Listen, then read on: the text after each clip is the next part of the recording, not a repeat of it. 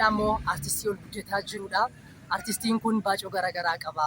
Akkasumas illee walaloo miidhagoo walaleessuunis daran yeroo ammaa ol guddachuu irratti argama. Nuti sadhaa keessummaa keenya taasifanneeti kan nuti jirru walaloo baay'ee yeroo dheeraa aadaa hawaasummaa ilaallatanii barreessaa.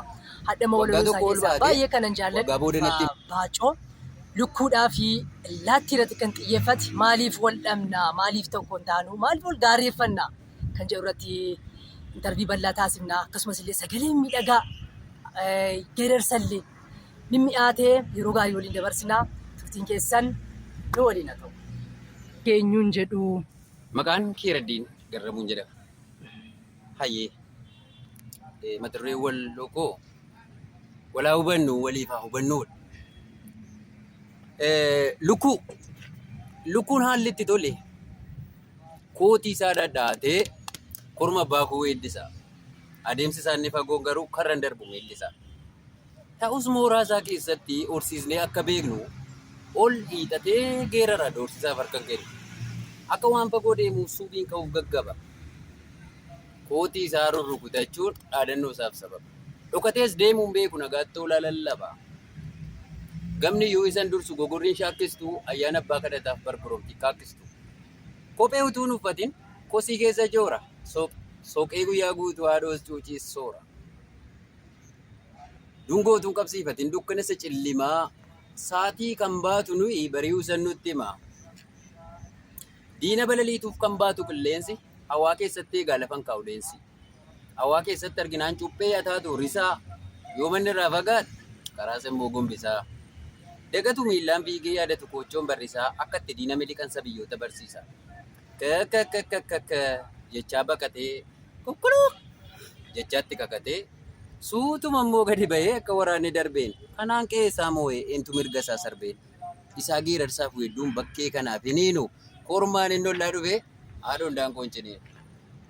Utaalee buunyaan dha'ee uruudhaan tuttumata. Waraana lukkuun kaafte eenyutu itti birmata.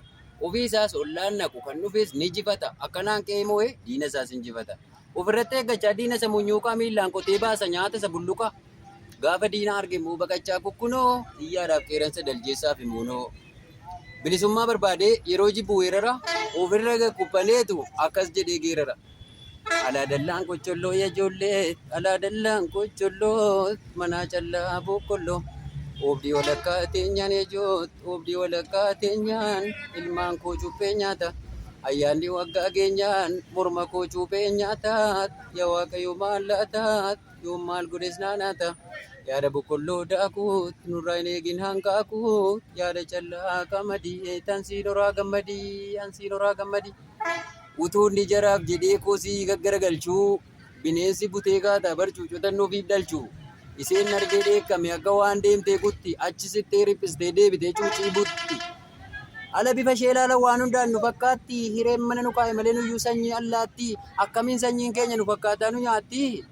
Saragee ganda labduu bakka dhaabbataan qabdu bakka hunda qobattu sanyii keessan qabattu. Waaqayyootti madheeran turan maasii buqqisa. Ilmoo haatirraa duute an akka hoon guddisa. Kashalabbitti wayii nuti qabnaan beekamti. Jettee haadhoon hindaaqqoo allaattiitti dheekkamti. Indagatiin garuu akkansi komadhee ansichis nan hora hanqaaqee hammadhee ati badde malee hankanaaf waan ta'u akkana damaaste dhalli kee haraa ta'u. baay'ee gaarii.